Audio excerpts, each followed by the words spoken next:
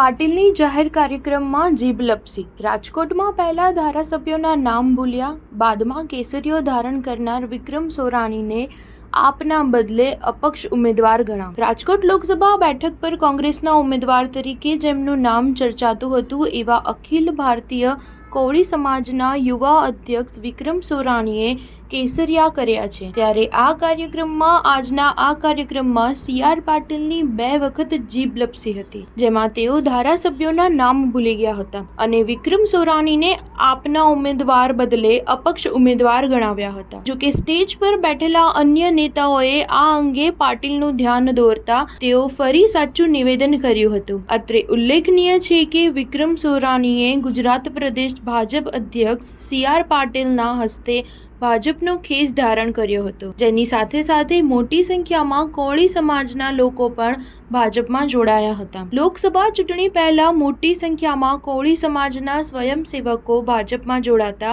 આગામી ચૂંટણીમાં ભાજપને કેટલો ફાયદો કરાવશે તે પણ જોવું મહત્વ રહેશે. સ્ટાર ન્યૂઝ 7 હંમેશા સચ્ચાઈની સાથે.